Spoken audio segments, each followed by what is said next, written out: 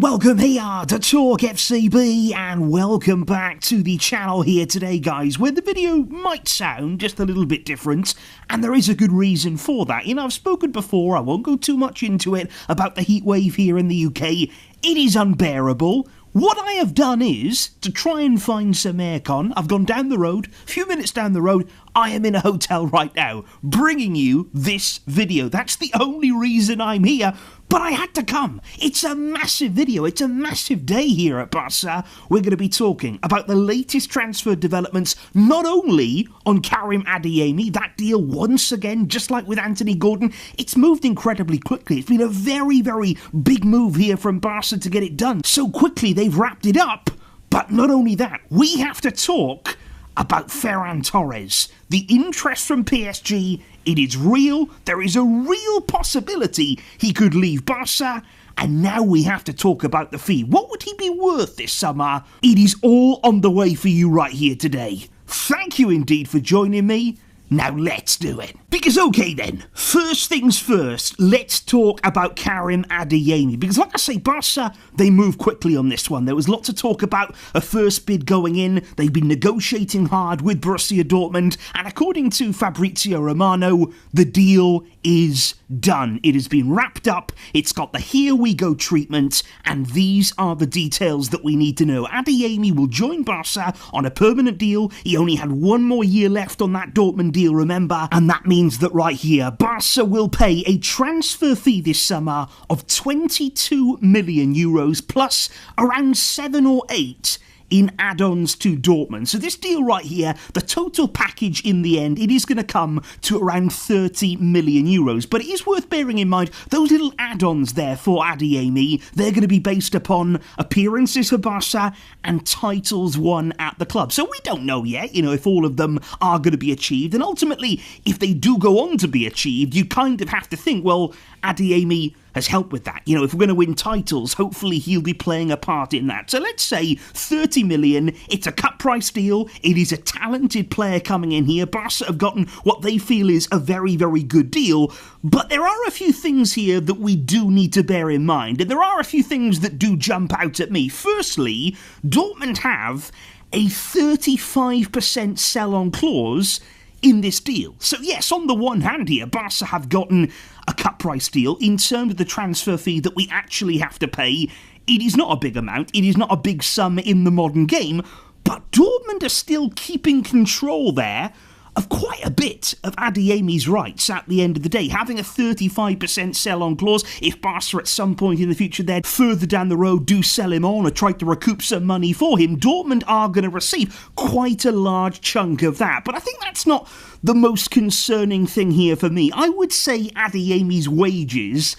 are pretty high. That is what I would honestly say right now, because Adeyemi at Barca will earn 6 million euros net, which on the face of it doesn't sound too much, but that is net salary. When you're looking here at gross, it's 12 million per year. So we are talking here not about a modest wage. That is quite serious money for a player who is coming in at the end of the day, maybe not to be a starter. You know, we hope that maybe he could go on and really push and improve and grow and sort of make that step up to that kind of bracket, but at least initially, that is quite big money for a player who may be used as quality depth in this squad. So I would say on this deal, from the financial side, there are some good things. I think the transfer fee, it's worth the risk, in my opinion. It is a player here who could have a high ceiling with the right coaching, with the right guidance from Hansi Flick. It is a possibility here that we get a good tune out of Adeyemi, but it is a big sell-on clause that Dortmund still have, and the wages, in my opinion, are a little bit high. But what we also have to say here, guys, is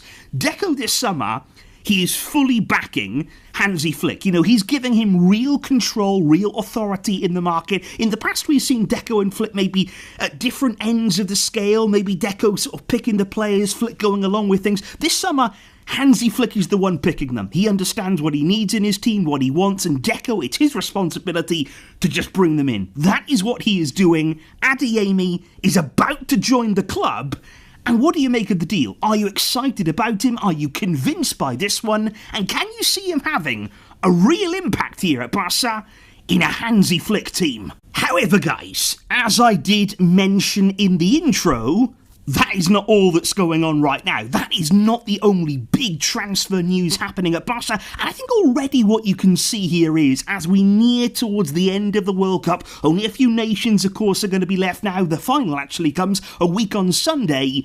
More things are starting to happen now. Clubs are starting to make their moves. There is going to be a little bit of a mad rush, a mad scramble as we get to the end of the tournament and beyond. So right here, let's talk about Ferran Torres, a player who's still at the World Cup. Spain made their way past Belgium just about in the end. You know, Spain haven't been overly convincing, overly flamboyant, but they continue to get the job done. And Ferran will be facing off against France there in the semi-final.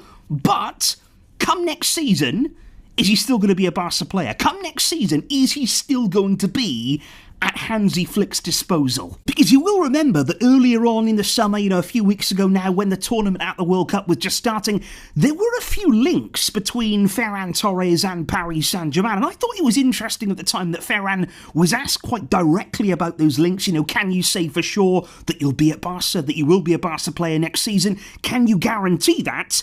He didn't want to. You know, he really didn't jump at the chance to assure people that, no, I will not be leaving. I think he left the door very much open, and maybe now we are seeing exactly why that was. Because the big reports right now, over the past 24 hours, are PSG genuinely do want him. There is real concrete interest there. PSG are already in talks with Ferran's agents about a summer deal, and what we're hearing from the players' side here, if PSG are serious, if they are going to make that move for Ferran apparently, he would gladly go. He would be very much open to joining PSG and working under Luis Enrique again. Of course, the two of them know each other very, very well on the pitch, off the field as well. But of course, Luis Enrique there with his time with the Spanish national team, and Ferran, he wants to go there. He wants to play under Lucho again. And it's interesting at Barca right now, we don't really know too much about Hansi Flick's preference, but my feeling would be maybe if Ferran wants to go, he's certainly not going to hold him back. You know, he's certainly not going to stay, no, you're definitely staying here.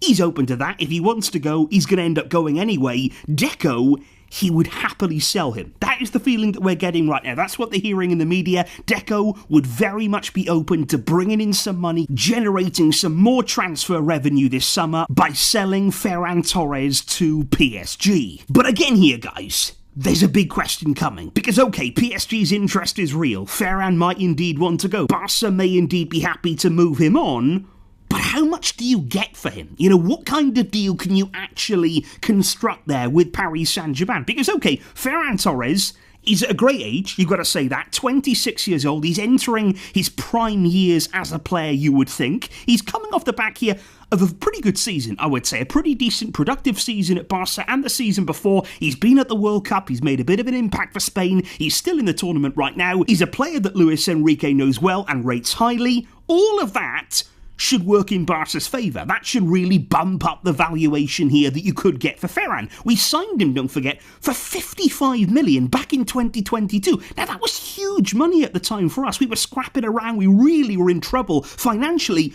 we paid massive money to Man City to sign Ferran. Can you get that money back?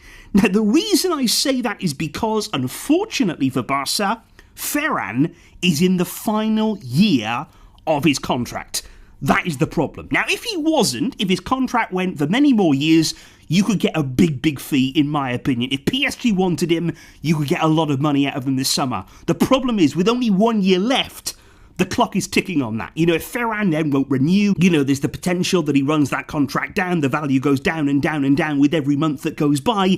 It's not ideal. And this, to me, actually feels very, very similar. If you look at it right now, with Dembele. You know, when Dembele was at Barca, when you feel as though, okay, he's showing a bit of promise, he's showing a little bit of quality, there's a real value, there's a real player in there, and then PSG swoop in. There's a lot of talk about the contract. PSG, in the end, get him on a cut price deal. Luis Enrique takes him to a whole nother level at PSG.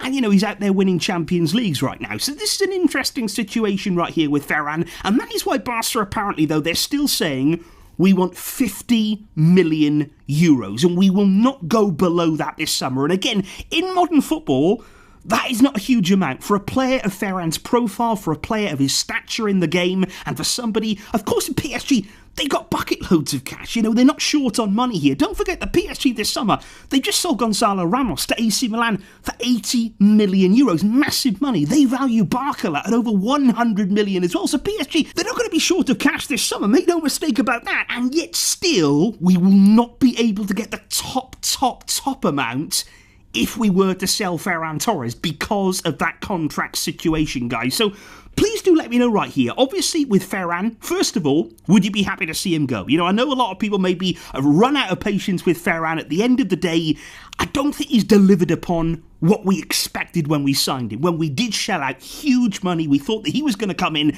and be our starting forward, you know, either in wide areas or down the middle. It hasn't really happened that way, but he still has value. How much would you demand? How much would you absolutely make sure that you got for him this summer if PSG are going to come in and try and take him away? Let me know that down below. And of course, let me know your thoughts on Karim Adeyemi's imminent signing. Thank you indeed, guys, for joining me right here today. I really appreciate that. And let's see what's going to happen next. But until next time, as always, Veshka, El Barça.